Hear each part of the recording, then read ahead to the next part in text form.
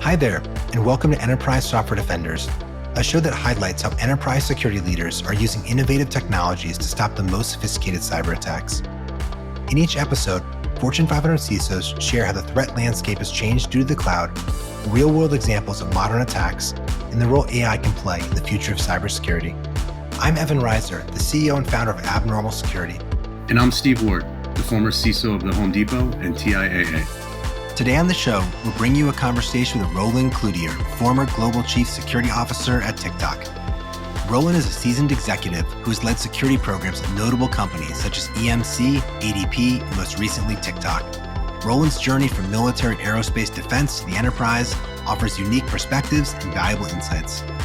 In this conversation, Roland shares his thoughts about the evolving landscape of cybersecurity in the age of AI, the transformative impact of AI on security operations, and the future of modern security programs. Well, Roland, first of all, thank you for taking time to join us today. Super excited to chat with you. I know Steve and I have been looking forward to this for a while.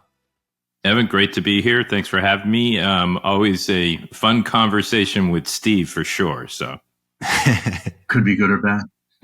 So, Roland, maybe to kick us off, you've had a really storied career. Do you mind just giving our audience a bit of a background about your career up to this point? Yeah, I mean, it's pretty simple. I didn't start doing this stuff. I was not even in the same, vector for the first part of my career. I started out in the military as aerospace defense and anti-terrorism specialist, and kind of moved from that into federal law enforcement. And next thing you know, every major investigation I'm working on has something to do with the computer, and this is like back in the 90s, and I didn't even know how to spell database. I had to get subpoena and warrants and go beg and borrow steal from, the Bureau and OSI and, all these other agencies because we didn't have it. And it was a little frustrating. And I kept going to this one technologist who said, I don't mind helping you, Roland, but can you please just go back to school? You have a propensity to be able to do this sort of stuff. Just go figure it out. So I actually did. I went back to BU for a couple of years and fell in love with it. I mean, I was the guy in the back of the course, still in semi-uniform, depending on the day, and turning off other people's computers in the front. Like I just, it was learning the deep technology behind it. And the lesson that progressed into me building critical infrastructure security groups. I married the love for defending with the love for technology, and it was kind of a match made in heaven. And next thing you know, I'm working for EDS, building their security organizations, protecting customers. Then said I could do it better. Built my own 2 companies. That was painful, and a lot of great lessons learned on entrepreneurship and foundership and what it takes to really run a business. And got acquired. I went through a couple acquisitions, ended up building companies that were reacquired with other partners. And next thing you know, I'm the first chief security officer for EMC, now EMC Dell. And then I moved on to ADP as a growth and experience opportunity, building their global security program around about, I guess we had, at the end of the day, we had security operations in 13 different countries, protecting about, $13 trillion in money movement. And my expertise is in converged security. So how do you take cyber defensive operations? How do you take risk management? How do you take resiliency? How do you take financial crimes defense and fraud management and put them all under one umbrella for the business? And then I got a little tap on the shoulder and said, hey, we've got a unique problem that involves a national security perspective. Maybe you can go out and help this little known company called TikTok help build a global trust program. And so that's what I've been doing for the last 20 or 30 years. So much has changed, right, since you first started working in this field before it was probably even called cybersecurity. We're in kind of a period in history where there's we've never had the rate of kind of technology change as we do now, and I'm sure next year will be crazier. What are some of the things that you think are actually, maybe where do we say that? Like, I'm sure like back in the day, right? When you thought about protecting an organization, right? Maybe ADP, you put up a firewall, maybe you have an email gateway, you lock the doors, and like that's kind of it, right? But now like anyone can access anything from anywhere in the world, right? With any device, any network. The surface or the boundaries kind of exposed, right? People are attacking your vendors and like their software and what's all in the cloud. Like, what are some of the things that kind of you think keep most CISOs up at night? They're just things that like, you never had to think about, right? 10 years ago. Yeah, I have a whole list. Let me see, where did I put that book? No, just kidding. But Evan, I want to be clear. It wasn't really back in the day. I'm not that old, so just kidding. Listen, there's been a lot. Let's start with let me start with what's good, because I think we always start these conversations and, oh my God, the world has changed. It's going dark. How are we going to do this? Listen, look at cloud. Just take cloud for a second. What was good about that? Well, we got better controls at a deeper level in the stack, and the ability to do, I would say, better integration across different type of enterprise and security tools that we didn't have in the past. You couldn't connect them. It didn't matter if you had an SDK or an API. Imagine trying to do that with an SDK. Like the company says, here's our SDK. So I'm going to use like 250,000 hours of programming time just so I can see your freaking log. Really? Like, that has changed dramatically. So there's better access to things. But here's the reality behind that. It's a metric butt ton more of threat surface. Like, our threat surface grown from our enterprise to our cloud platforms, to our SaaS, to our iPaaS, to our edge partners, to our third, fourth, fifth, and sixth party. Like, you just can't lie. And what happens there? Now you get segmented visibility. I preach at the top of mountains. You cannot protect what you cannot see. And when you get segmented visibility, it means you get a lack of visibility. And so this has caused an increase in pocketization of being able to defend. It's caused a problem around having to have more tools, which you were trying to get rid of. And don't get me wrong, I think secure platform management technologies, or SPMs, and whether it's DSPMs or ASPMs or CSPMs or EIO SPMs, they have helped certainly aggregate some of the problem space, but we're still not there. We still have major issues around data defense. I mean, think about it.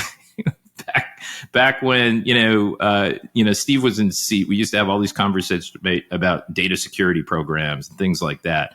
I've kind of recoined that to data defense and access assurance, because you're never sure where that's going to be. But that control assurance across multiple platforms, multiple partners, multiple edges, and that expanded IDM, that expanded insider threat issue.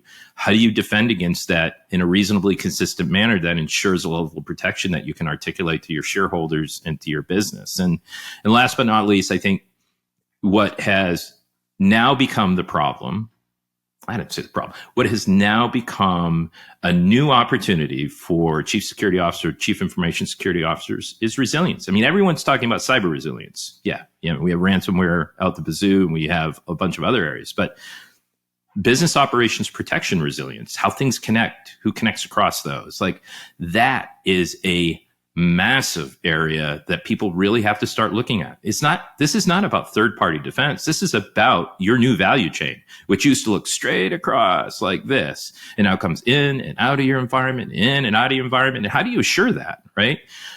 So I think this is a whole new education sector for organizations, for CISOs to be true leaders and be able to redevelop a problem set in our industry that we haven't really had to attack in a meaningful way. Roland, I want to sort of give you a statement, and then I want to see if you have your own spin on it. You've been out for a few years now, so have I. I feel like if I went back now, I'd probably be 1,000 times better than I was then, just of being able to step away and see things in a different perspective. I have this sort of pain point that if I ever went back to do the job, which I pray that doesn't happen, but if I ever had to, I feel like I would look at things differently, that I had so much focus on what I call crawl, walk, run. So the crawl being visibility, the walk being a bit of the posture management that they classify it now. Tell me what's wrong. But very, very little on the run, which was the fix. And I'm almost like convinced that if I went back, I would flip my budgets in those categories. I mean, like, I don't want to see anymore. I don't want to identify the bad things anymore until I have the BAU and the ecosystem available to fix the things in a proper way. A, am I completely wrong? And B, like, do you have something where, like, when you sit there and you're like, if I ever went back, this is kind of probably how I would approach something or focus on something different than what you did back in the day? I don't think I'd flip it. I honestly, you can find problems and you can fix problems, but you don't know the downstream residual impact of those things unless you have the totality of the environment you're defending. So I think you still have to have that visibility. Like, I learned that lesson in a board meeting one day, and I was taught kind of the same thing. It was a big industry problem, and we went out and we looked for stuff and we found it and we patched it. But it was Wall Street front page stuff. And I'm in a board meeting like the following month. Great for me, right?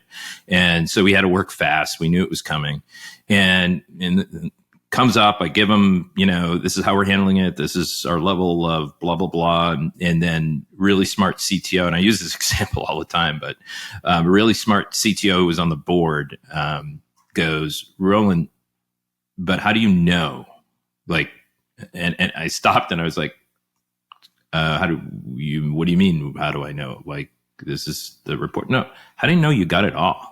Across all the code bases, across all the products, across all the infrastructure. Like, what's your abilities, what's your visibility to be able to do something at that level? And it was a great question. Felt totally stupid. I didn't have a good answer. I actually told him I'd get back to him.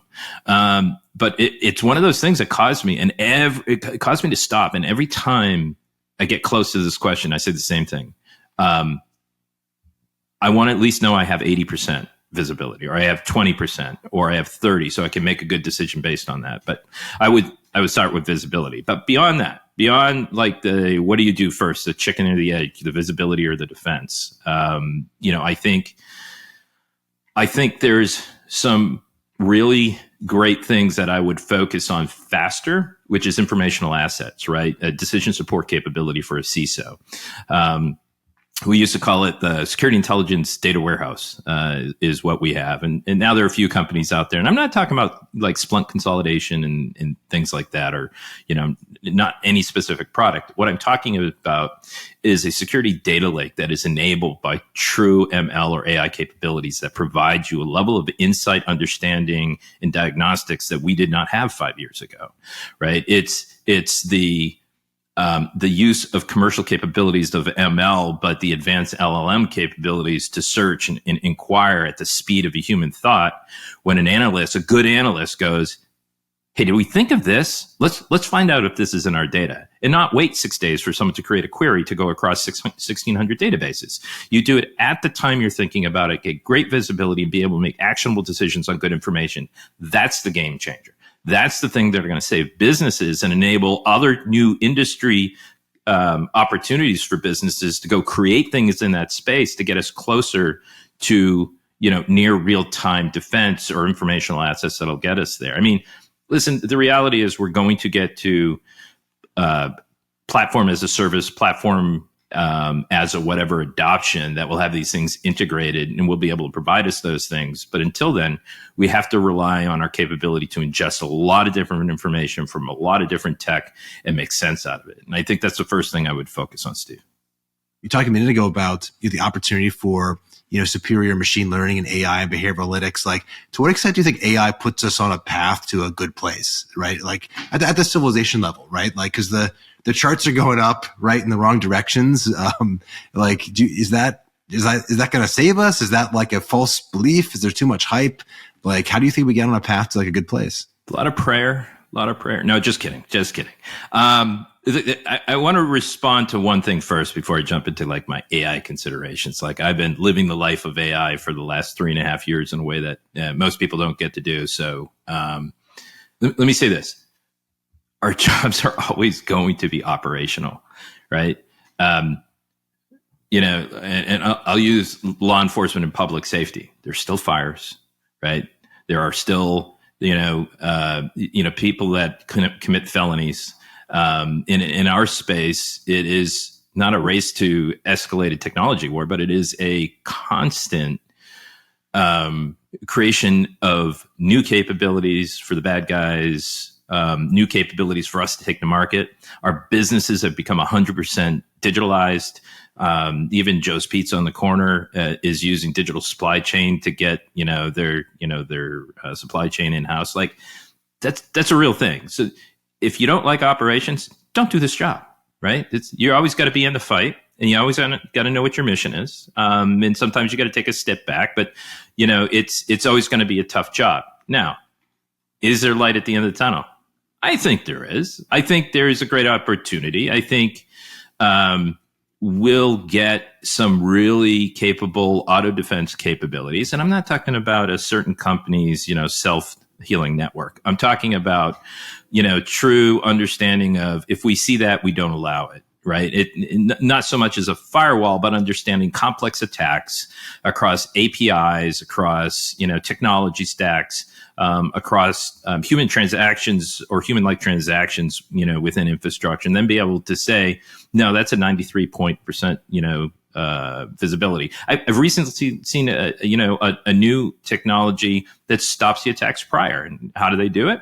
They're everywhere. They see pre-performance setup of known criminal organizations of attack vectors, and are able to stop the implications against domain environments before they even hit them or hit their customers. Like, it's the most amazing thing. Like, these are really cool technologies that are coming out. I think that people are underestimating AI pipeline defense as well.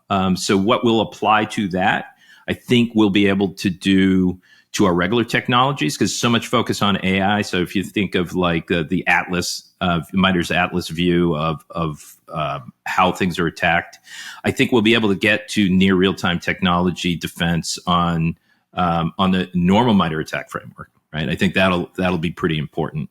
There's just things we're not going to get to out of the blue, but from a work perspective, we're going to take the stupid out, right? Why do I have really wicked smart people doing things like writing scripts that go across logs?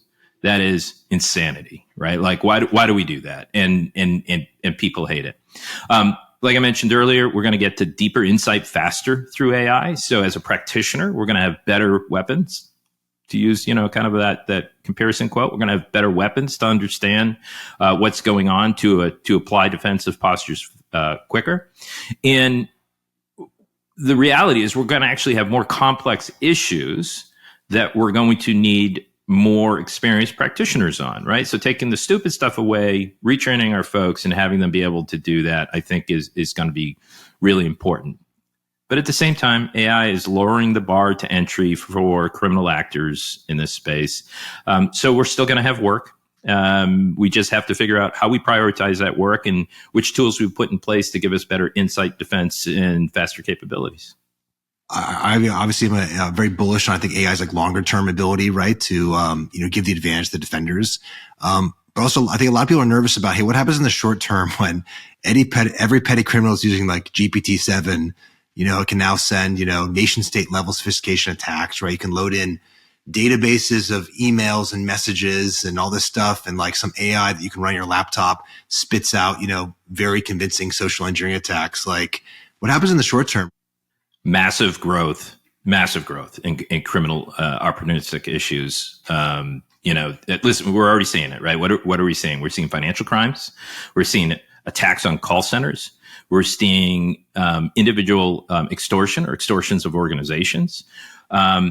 Let's not forget, code is everything, right? Our businesses are built on code. Our infrastructures are built on code now. Our networking capabilities, our communications platform, everything's code, right? And it lowers that bar to entry for malware, ransomware, the speed of malcode development. It's going to be painful, folks. There's no different when we started migrating over into cloud data centers. I'm looking at Steve because I remember we went through this at the same side. We're like, you have these massive tier 1 global data centers, and your CEO turns around and says, yeah, we're moving those to the cloud in 2 years. We're what? And we've signed the deal already. Can you figure it out? We signed the deal, and we're going to make sure we're paying for it by taking out of other people's budgets, right? Like, and you're like, oh, okay, let's go do this. But they had a leg up on us. We didn't understand our platform control. We didn't understand our key capabilities, how to manage logging. There's so much stuff that we had to learn in such a short amount of time. And so bad things happened. we had several breaches, early breaches in major cloud organizations, especially in the financial sector, that were based on the maturity of our capabilities to defend. Now that has wholly changed, and I would rather be in a cloud environment than my own enterprise environment to be able to do defensibility at scale. But it's going to. I mean, we are going to see auto attack and attack. Defense subversion capabilities like we've never seen them before. One quick story. I know this CISO. He may or may not have been at a large social media organization, and he may have spent 7 or 8 digits on a major anti-bot defense capability, looking at inauthentic attacks across platforms for validity. I mean, in that space, they build data centers in Eastern Europe and Mexico to go after these type of organizations. And so we turned on this capability, and we had the capability to monitor what was going on, or they did, and they killed it, and it was beautiful. Everyone's high-fiving. But within several hours, all of a sudden, they start seeing little pokes at the door, and then weird attacks on little other areas on API infrastructure and some other stuff. And so the question was what's going on? And we realized that it was machine speed, it was unbelievable. And so what the bad guys were able to do, in recent history, was to be able to play out a secondary attack sequence on a known control infrastructure that they were already monitoring, with an automated playbook on the back end to say, if this happens, go figure out to attack here, and insert, our bots here, at speed. So something we may have spent a lot of time and money on that was then just rendered useless, in a couple days. It's crazy at the speed that you have to defend for in the instrumentation in your environment to monitor for those type of attacks. Well, Roland, if you look at sort of where generative AI is going, is there a space you think it disrupts the most in a good way for us? So sort of how some disrupted SIM, we'll call it, vulnerability management that got disrupted, that we now call CSPM in the cloud, things like that. Is there something there that you go, okay, we know what the attackers are going to do with it. We know that it gives them, the jeans and t-shirt attackers a bit more power. Not really any different than when Metasploit was created and things like that made it easier. What's going to be great for the operator side of the house on sort of what gets disrupted, say, over the next 5 years? Vulnerability management will become a thing of the past. Absolutely. I mean, at the end of the day, we'll be able to look at changes in the environment, changes in state, and understand complex issues and downstream, complex issues. And so I think how we do vulnerability management will be very, very different. I think there's massive hope in the use of AI around code defense. First, code's going to be created differently. And don't forget, it'll be created with AI and with constructs. And therefore, we have the opportunity to put security control capabilities or quality measures and capabilities at the time of code. I mean, Sally or Jimmy on the keyboard are giving an instruct, and it goes to grab code. We can actually tell it what it can and can't do, what its high and low limits are. So, right, like STLC, thing of the past, right? It's going to be very, very new. By design will be a real thing. Like when I load it in the system, what's that app going to be used for? What country is going to operate in? Whose type of data is it going to be in it? What are the ages, right? It's going to automatically do privacy by design and security by design in an automatic way like we ain't never seen before. So from a compliance perspective, we're going to be able to operate as businesses in a much better way. And then I honestly think third-party risk management needs just an explosion, right? Like and I get it. There's regulations in place. I had to adhere to these regulations for 400 years. I get it. But there's no such thing as third party anymore. I mean, look at a certain healthcare organization recently, or healthcare insurance organization recently. It impacted healthcare in every state, even with organizations that it wasn't a partner with, right? They happen to provide payment structure capability and delivery of funds or collection of funds from insurance indices, but they were a linchpin fifth or sixth party organization in their digital ecosystem that they didn't even know about. We need to understand that. How does my business operate? Who are their partners? And so I think that gets blown up in just using AI in a very prescriptive way. And I think the fourth area is AI defense. We're all getting worked up over AI. Most of us can understand the kill chain. And by the way, it's still data defense on large data sets that we have to, be responsible for. It's still pipeline defense for, what we're looking at. It's still, it's still 60% of that problem, 80% of that problem are things within our care, custody, and control right now. It's that last bit, that automation of like bias defense and things that aren't necessary security problems. They're quality data issues, but there's a crossover there. And I think the things that come out around how do we defend AI at speed will help us in many, many other areas. Roland, one thing you said, which was it was a great light bulb moment for me. You were talking about, it was kind of like co-pilot code generation, right?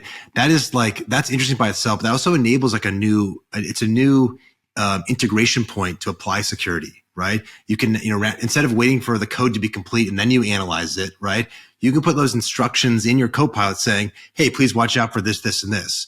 So the reason I found that really just interesting and insightful is not for that specific use case by itself, but it's an example about how the deployment of AI is actually going to change like the paradigm of how we should even think about security. So I'd love to hear your thoughts on where do you think people, underestimate like the paradigm changes that are going to be created or enabled by AI? Let's stick with that auto defense capability for a second. I don't think people get it. So AI is going to be this massive, pile of stuff that now shows up, and code's going to be generated at the time someone thinks about it, and blah, blah, blah.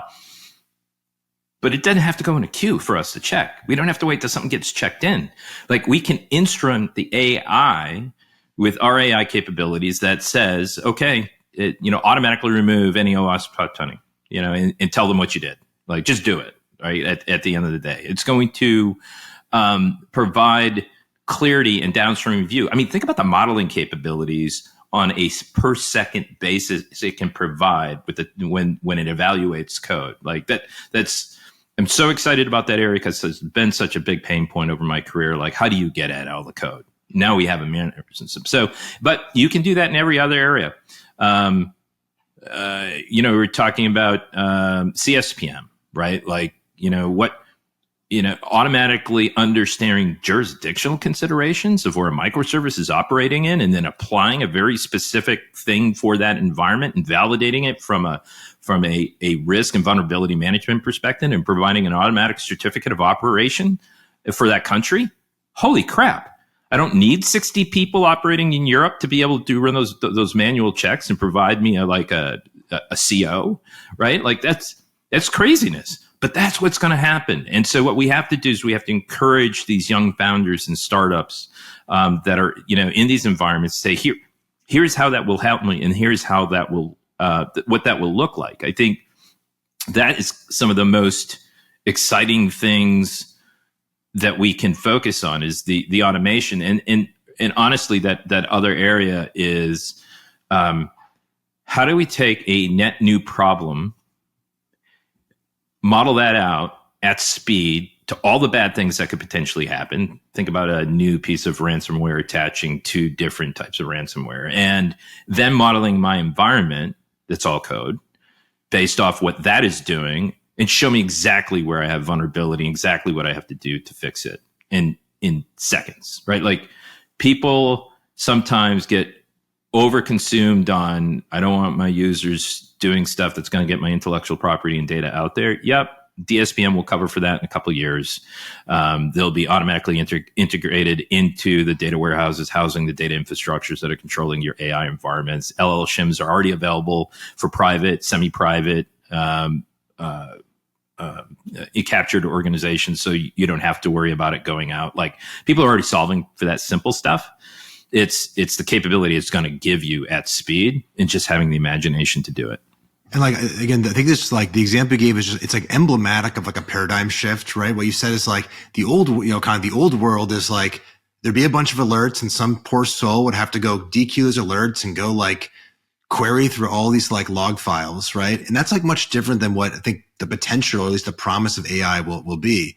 So like, how do you think leaders should be, reconsidering how they organize their teams, how they train their teams, like what things like were acceptable to do, 3 years ago, but are unacceptable, right? Like, cause again, I feel like we're in this like unsustainable place where you can't just go like hire more people to look at more dashboards and more alerts. Nope.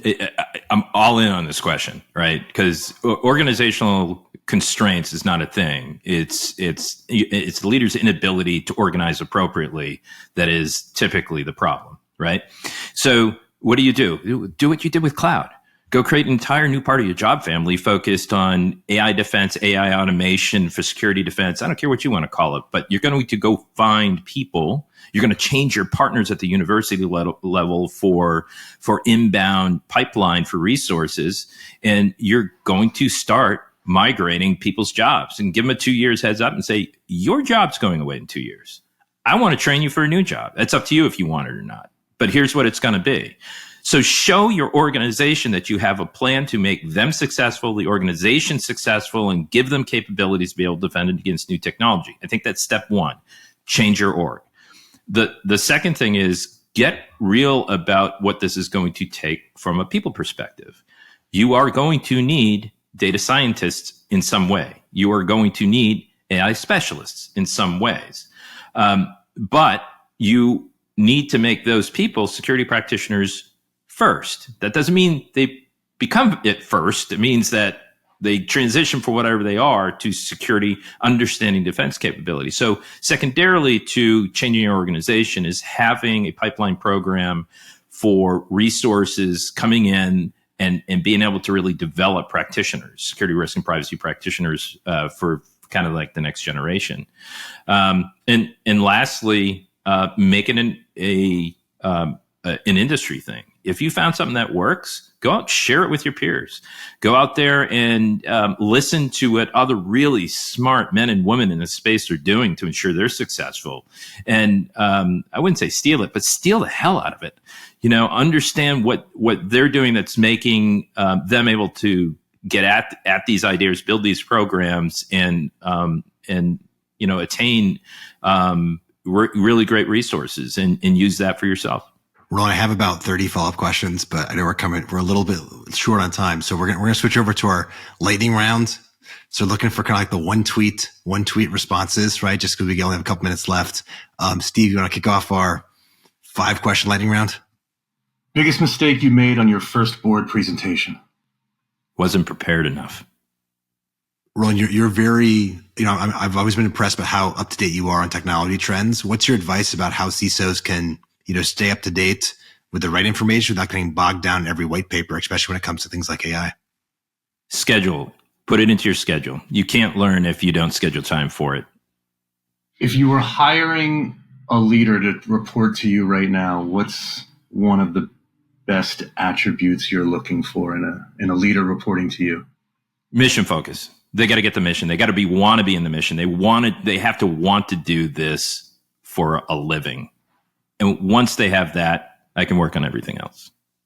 Maybe on the more personal side, what's a book you've read that's had a big impact on how you think about leadership or how you think about security or technology? One of my former executives had suggested this to me. The Mission, the Men, and Me. And it's a former Delta operator in Tier 1 special operations in the U.S. military. And talking about leadership in the context of special operations and high performance teams and people. And it is a great reminder for those of us who guide, lead, and build other leaders that it's an important responsibility in what to do. And that has been the best book I'd say in the last year that I've read. Give some advice to someone who's getting into the job, first-time CISO, on how to create the balance of it is a mission, we live and breathe it every day, but you do have a life, you do have a personal life, you do need that balance. How do you create that balance, cope, and create some stability in your life so you don't get so wrapped up in it, probably like we did, where we worked too much, too many hours. And in some ways we thought we were saving the world a little too often and didn't really keep perspective on the balance. Focus on family first. And I know we say that too much. The jobs will bring you in and let you go as often as they need to. Your family is there for you forever. And remember, that's the one place you can land. And I would also say you get paid through time off. Use it. No one's going to complain if you don't, but you're not going to be able to recoup, get brain space, find your soul again, whatever it may be that you need to do, unless you use that time. So use your time off. Roland, those are wonderful words of wisdom to end with. Just want to say thank you so much for joining us and looking forward to chatting again soon. All right. Thanks, guys. Appreciate it. That was Roland Cloutier, former Global Chief Security Officer at TikTok. Thanks for listening to the Enterprise Software Defenders podcast. I'm Steve Ward, the former CSO of the Home Depot and TIAA. And I'm Evan Reiser, the CEO and founder of Abnormal Security. Please be sure to subscribe so you never miss an episode. You can always find more great lessons from technology leaders and other enterprise software experts at enterprisesoftware.blog. This show is produced by Josh Muir. See you next time.